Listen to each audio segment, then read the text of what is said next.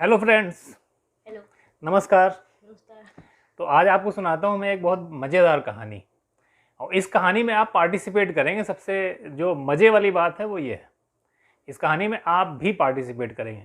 इस कहानी में 4 कैरेक्टर्स हैं और उन कैरेक्टर्स को आपको रैंकिंग देनी है कहानी सुनने के बाद कि सबसे अच्छा कैरेक्टर कौन, फिर नंबर 2 पे कौन, नंबर 3 पे कौन और नंबर 4 पे मतलब सबसे बुरा कैरेक्टर कौन।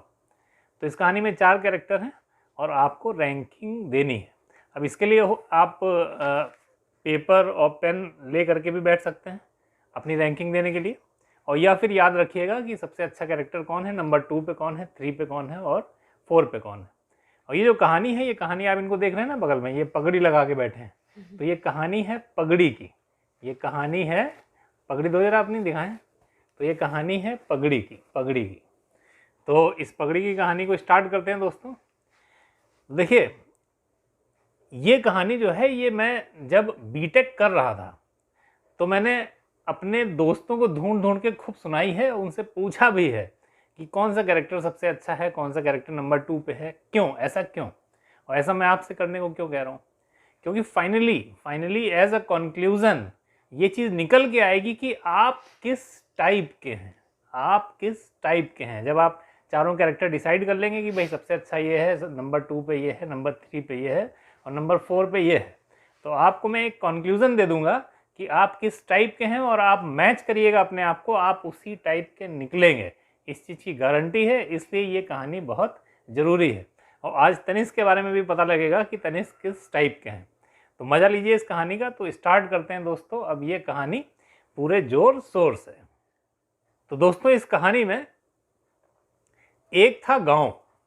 उस गांव में आदमियों को और औरतों को जब वो घर से बाहर निकलते हैं तो उनको पगड़ी पहननी जरूरी थी।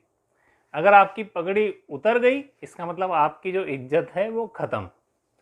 तो उस गांव की ये एक परंपरा थी कि वहाँ अगर आप घर से बाहर निकल रहे हैं तो घर के बाहर आपके सर पे हमेशा पगड़ी होनी चाहिए, और चाहे वो आदमी हो और चाहे वो औरत हो।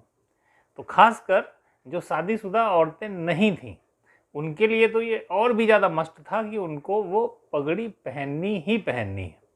तो अब इस कहानी में जो पहला कैरेक्टर है उसका नाम है राम, जो दूसरा कैरेक्टर है उसका नाम है श्याम, एक और कैरेक्टर है जिसका नाम है सरिता, और एक और कैरेक्टर है जिसको हम बोलते हैं नाव वाला। तो इसमें 4 कैरेक्टर हैं, एक है राम, एक है श्याम, एक है सरिता और एक है नाव वाला। तो अब इस कहानी की शुरुआत इस तरह से होती है कि जो राम, श्याम और सरिता हैं ये एक साथ एक ही जगह पढ़ रहे थे। तो जो राम और सरिता हैं, राम का सरिता के साथ थोड़ा एक अच्छा धीरे धीरे बातचीत करते करते एक बढ़िया सा संबंध बन गया। तो उनके बीच में पहले दोस्ती हुई और फिर ये दोस्ती जो है ये धीरे धीरे प्यार में बदल गई। तो राम और सरिता में आपस में प्यार का संबंध जो है ये स्थापित हो गया। तो अब जो श्याम था, श्याम इनका कॉमन फ्रेंड था। तो अब बात जो एक इसमें फंस रही थी वो ये कि पसंद सरिता श्याम को भी थी, श्याम को भी सरिता जो थी वो पसंद थी, लेकिन श्याम सरिता को ये चीज़ बोलता इससे पहले राम ने बोल दिया, और सरिता को राम ही पसंद थे। तो फाइनली सरिता का राम के साथ प्रेम का जो संबंध है वो स्टार्ट हो गया। समझ गए भाई, तुमको समझ में आ रहा है ना? हाँ। प्रेम का संबंध किससे स्टार्ट हुआ? सरिता के साथ। वो तीनों लोग एक साथ पढ़ते थे, ठीक। और जो श्याम था, श्याम वो कह ही नहीं पाया सरिता से, तो श्याम उनका कॉमन फ्रेंड था, लेकिन श्याम भी सरिता को पसंद करता था, ठीक है। तो कहानी भाई यहाँ तक हुई। अब ये जो श्याम, जो राम के परिवार वाले थे और जो सरिता के परिवार वाले थे, चूंकि इनकी जाति अलग अलग थी, तो जाति अलग अलग होती है तो फिर विवाह के लिए ये लोग तैयार नहीं होते हैं, ये तो पता ही है तुमको, है ना। तो जाति जो थी सरिता की और राम की ये अलग अलग थी, तो इनके परिवार वाले विवाह के लिए तैयार नहीं हुए। लेकिन सरिता राम से शादी करना चाहती थी और राम सरिता से। तो इन्होंने फाइनली ये डिसाइड किया और इन्होंने श्याम से कहा कि यार हमारी मदद करो, हम लोग ऐसा है ये गांव छोड़ करके भाग जाते हैं, है ना। तो राम ने सरिता को बोला कि हम लोग ये गांव छोड़ के भाग जाएंगे और किसी दूसरे गांव में जा करके रहेंगे और हमारा जो जीवन है वो अच्छे ढंग से कट जाएगा। और तो श्याम ने कहा ठीक है, हम तुम्हारी मदद करेंगे। अब जो राम का जो गांव था और जो सरिता का गांव था, इस गांव के बीच में थी एक नदी। तो अब इन लोगों ने टाइम डिसाइड किया कि भाई रात को 12 बजे सरिता तुम वो नदी पार करके आना, कोई नाव वगैरह ले लेना। उस नाव चलती थी उस नदी में, कि नाव ले लेना और नाव से आप वो नदी पार करके इस तरफ आ जाना और इधर मैं मिल जाऊंगा और फिर हम लोग एक दूसरी डायरेक्शन में चलेंगे। एक यहाँ से 12 कोस दूर एक गांव है जहाँ पे रह करके हम लोग अपना जीवन यापन करेंगे। ठीक है, तो ये डिसाइड कर लिया। तो अब सरिता को अपने घर से निकल करके भाग करके और वो जो नदी है वो पार करनी थी और फिर राम से मिल करके और फिर आगे की पूरी प्लानिंग इन्होंने बना रखी थी। तो राम और श्याम नदी के इस तरफ रात में इंतजार कर रहे हैं, क्योंकि श्याम जो था वो श्याम मदद कर रहा था कि भाई इनको चलो पहुंचा के आते हैं। तो राम और श्याम नदी के इस तरफ इंतजार कर रहे हैं। अब सरिता अपने घर से निकली, नदी के किनारे पहुंची। अब उसको नदी पार करके इधर राम से मिलने आना था। अब समस्या ये हुई कि जब सरिता घर से निकली तो उसके पास कोई पैसे वगैरह नहीं थे। वो एक गरीब परिवार से थे, राम का परिवार अमीर था, लेकिन पैसे उसने राम से पहले से लेके कोई रखे नहीं थे। तो अब समस्या यही थी कि वो नदी पार करनी थी। जब वो नदी पे आई तो उसको ध्यान आया कि यार पैसे तो हमारे पास है ही नहीं, तो ऐसे वो जो नाव वाला है वो हमको नदी क्यों पार कराएगा। अभी जो पगड़ी है ये पगड़ी सर पे थी, किसके, सभी के, क्योंकि इन गांवों की परंपरा ही यही थी। अब सरिता जो है वो पगड़ी पहने हुए थी। अब उसने वो जो नाव वाला है उससे कहा कि हमें ये जो नदी है ये पार करा दीजिए, बहुत ज़रूरी है, हमको उस तरफ जाना है। तो नाव वाले ने कहा भाई कुछ नदी पार करने के लिए कीमत होती है, तो वो कीमत तो आप अदा करिए। अब वो कीमत कैसे अदा करें, उनके पास उतने पैसे ही नहीं। तो उसने कहा नाव वाले ने, कि नाव वाला भी पगड़ी लगा के बैठा था। तो नाव वाले ने कहा कि ऐसा करो, आप अपनी पगड़ी हमको दे दो, क्योंकि ये पगड़ी जो है ये 10 असरफी की होती है, तो हमारी जो कीमत है वो हमको मिल जाएगी। अब किसी से पगड़ी मांग लेना ये भी बहुत बुरी चीज़ होती थी, लेकिन नाव वाला मांग चुका था।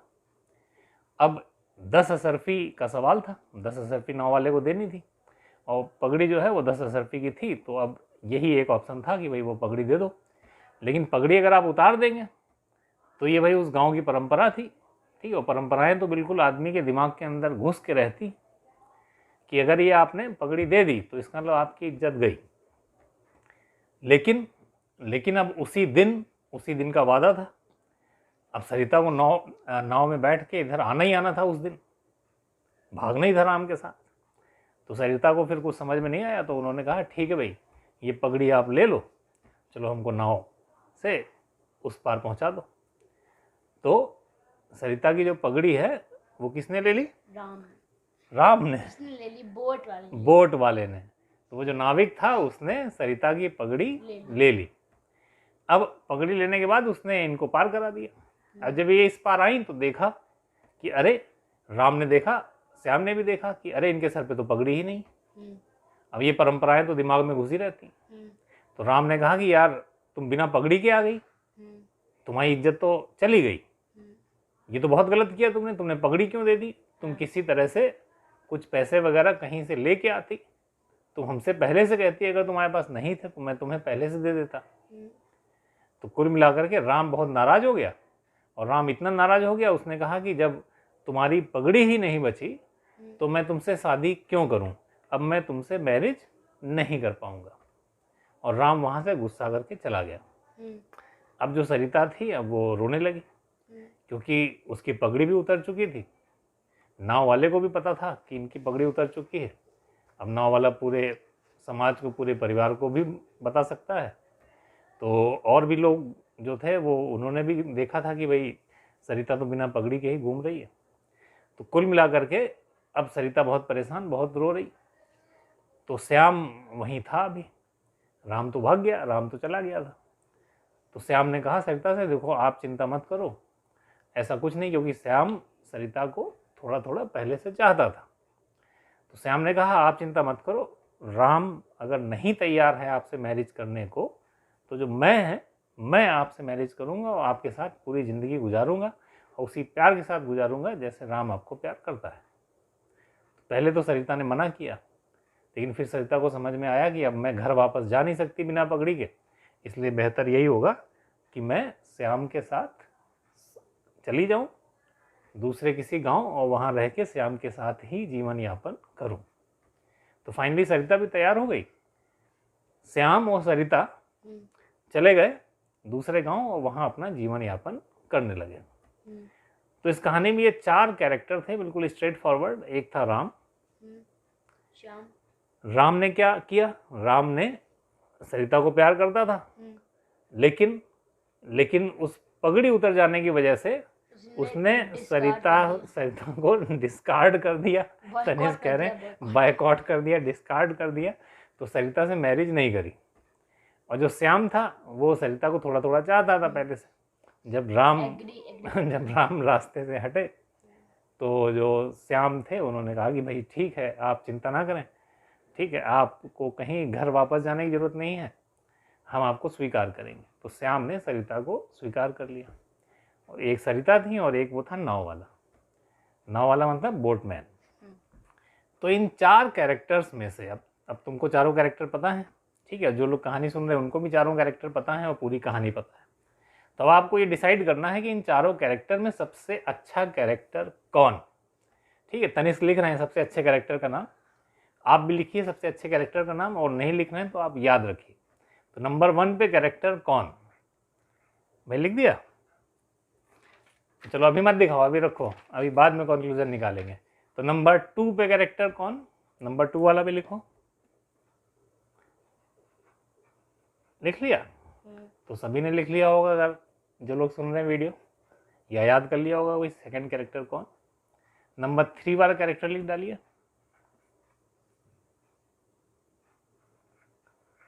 कैरेक्टर्स के नाम आपको मैंने पहले ही से पता रखे हैं, राम, श्याम, सरिता और वो बोटमैन, नाविक, नाव वाला। चारों लिख डाले, अब चौथा भी लिख डालो। तो राम, श्याम, सरिता और नाव वाला, इन कैरेक्टर्स के नाम आप लोग पेज पर लिख लें। तो सभी ने लिख लिया। तो अब जो है अब कंक्लूजन बताने की बारी है। अब देखिए जो कंक्लूजन है वो बहुत ही स्ट्रेट फॉरवर्ड है, और ये आपको आप किस टाइप के हैं ये आपको बताएगा, और ये गारंटी है आप देखिएगा, आप पाएंगे आप उसी टाइप के हैं भी। तो तनिष्क के जरा देखते हैं कैरेक्टर्स। तो तनिष्क ने सबसे पहला लिखा है श्याम। तनिष्क ने नंबर 1 पे लिखा है श्याम, फिर नंबर 2 पे लिखा है सरिता, फिर नंबर 3 पे लिखा है बोटमैन, और फिर नंबर 4 पे लिखा है राम। ठीक है, अब आपने भी कुछ इसी टाइप से कोई ना कोई रैंकिंग दी होगी। अब इस रैंकिंग के हिसाब से अब मैं कैरेक्टर वाइज बताता हूँ कि आपके अंदर कौन सी प्रॉपर्टी है। ठीक है, तो दोस्तों अब मैं आपको कंक्लूजन बताता हूँ, और कंक्लूजन मैं तनिष्क के रिजल्ट के हिसाब से ही बताता हूँ। तो तनिष्क ने सबसे पहला जो नाम लिखा था वो लिखा था श्याम। तो श्याम जो है वो सिग्निफाई करता है दोस्ती को, फ्रेंडशिप। श्याम की दोस्ती थी सरिता से, और इस दोस्ती में थोड़ी सी चाहत भी थी, लेकिन सरिता और राम की आपस में शादी होने वाली थी। लेकिन श्याम के अंदर दोस्ती और हल्की सी चाहत थी सरिता के लिए। तो पगड़ी उतरी, मतलब इज्जत नहीं बची। इसके बावजूद भी श्याम ने अपनाया सरिता को। क्यों? क्योंकि यहाँ पे दोस्ती जो थी वो हावी थी। श्याम को ये समझ थी कि सरिता को, अपने दोस्त को ऐसे ही ज़िंदगी भर नहीं छोड़ सकते परेशान रहने के लिए, जबकि पगड़ी नहीं बची। क्योंकि पगड़ी आजकल के ज़माने में तो ये बड़ी सिंपल सी चीज़ है यार, पगड़ी पगड़ी वगैरह तो कुछ होता नहीं, लेकिन जहाँ परंपराएं हावी होती हैं वहाँ ये चीज़ें बहुत ज़्यादा मायने रखती हैं। पगड़ी उतर जाना मतलब फिर बेइज्जती हो जाना। लेकिन श्याम ने फिर भी सरिता को स्वीकार किया, तो ये था सिग्निफाई कर रहा फ्रेंडशिप को। तो जिसने भी श्याम को नंबर टॉप पे लिखा है, इसका मतलब उसकी ज़िंदगी में दोस्ती बहुत अहम मायने रखती है। देन उसके बाद तनिष्क ने लिखा है सरिता। तो सरिता जो है ये सिग्निफाई करता है प्यार को, लव। सरिता ने अपने प्यार को पाने के लिए, मतलब राम को पाने के लिए, उसने अपनी पगड़ी भी उतार दी। तो सरिता ने अपनी पगड़ी भी उतार दी राम को पाने के लिए, इतना उसके अंदर प्यार की भावना थी। तो सरिता इन्होंने लिखा नंबर 2 पे। तो सरिता जो है ये सिग्निफाई करता है प्यार को, लव। तो इनके हिसाब से दोस्ती जो है वो ऊपर है और जो प्यार है वो नंबर 2 पर है। देन फिर उन्होंने लिखा है बोटमैन। तो बोटमैन जो नाविक है, नाविक जो है वो सिग्निफाई करता है आदमी के अंदर की जो बिजनेस स्ट्रेटजीज़ हैं, जो उसके अंदर मनी माइंडेड फीलिंग्स हैं, कि आप फाइनेंस की तरफ, आप पैसों की तरफ ज़्यादा देखते हैं या नहीं। तीसरे नंबर पे है इनका, इसका मतलब फ्रेंडशिप, देन लव, और फिर तीसरे नंबर पे इनका आया बिजनेस, मनी माइंडेड। देन चौथे नंबर पे जो है, चौथे नंबर पे इन्होंने लिखा राम, जो कि छोड़ के सरिता को भाग गया था। पगड़ी उतर गई तो उसने कहा अब बस, अब तुमसे शादी मुझे नहीं करनी। तो जो ये राम है, राम सिग्निफाई करता है ईगो, इगोइस्ट। राम बहुत ज़्यादा इगोइस्ट था। तो जिसने राम को ऊपर रखा है, इसका मतलब उसके अंदर जो ईगो की भावना है वो बहुत ज़्यादा है। तो यहाँ इनका जो फाइनली कंक्लूजन निकला कि friendship, then love, and then business, and then ego. इसका मतलब इसका आप दूसरे ढंग से भी अर्थ निकालिए कि अगर ईगो के ऊपर इनका क्या है, बिजनेस, कि ये अपनी ईगो छोड़ सकते हैं पैसा कमाने के लिए। उस बिजनेस के ऊपर इनका है लव, कि ये पैसा छोड़ सकते हैं अपने प्यार को पाने के लिए। और सबसे ऊपर है इनका दोस्ती, कि ये प्यार को भी थोड़ा इधर साइड वाइड कर सकते हैं अपनी दोस्ती के लिए। मतलब अपने दोस्तों से मिलने जाना है तो घर में बस इधर उधर काट कूट के निकल लिए। Rituals are not more important than someone's life. और ये क्या था भाई? मतलब रिचुअल्स जो हैं वो बहुत ज़्यादा इम्पॉर्टेंट नहीं होते हैं किसी की लाइफ से। तो ये इन्होंने बहुत बढ़िया स्टेटमेंट छोड़ दिया यहाँ पे, the rituals are not more important than someone's life.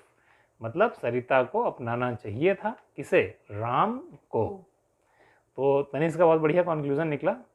तो आपने भी अपने रिजल्ट्स लिखे होंगे, अपने कंक्लूजन आप उसी हिसाब से निकाल चुके होंगे। दोस्तों ये कहानी मैं जब पढ़ रहा था बीटेक में, तो अपने दोस्तों को ढूंढ ढूंढ के मैं अपने सामने बैठाता था और उनको सुनाता था। और फिर जब वो कंक्लूजन निकालते थे तो उस पर फिर बहस भी होती थी, कई बार उस पर लड़ाई भी हो जाती थी। हो सकता है आप भी डिसएग्री हो हमसे, लेकिन अब आप कैमरे के उस तरफ हैं तो आप लड़ तो हमसे सकते नहीं। कमेंट बॉक्स में होता है। हालांकि हाँ, कमेंट बॉक्स में हम बता सकते हैं। हमारे दोस्त जो हैं वो तो हमसे लड़ जाते थे, कहते थे क्या यार तुम्हारी फर्जी कहानी है और तुम पता नहीं क्या क्या सुनाया करते हो, और ये ऐसे थोड़े ना होता है, ऐसा थोड़ी ना है। अब किसी का जिसका ईगो सबसे ऊपर आ गया, जिसने कह दिया नहीं राम सबसे अच्छा आदमी, अब उसका ईगो सबसे ऊपर आ गया, अब वो दूसरे को बताना नहीं चाहता यार मैं तो ईगोइस्ट हूँ, ठीक है, तो ऑब्वियसली वो लड़ ही जाएगा। तो दोस्तों ये थी एक बढ़िया सी कहानी थी हमारे दिमाग में, हमने सुना दी, आपको हो सकता अच्छी ही लगी हो। तो दोस्तों फिर मिलेंगे ऐसे ही, तो देखते रहिए जैफ फैमिली। यहाँ this is a full of colours, many colours of life are here. तो फिर मिलेंगे, bye bye bye bye bye.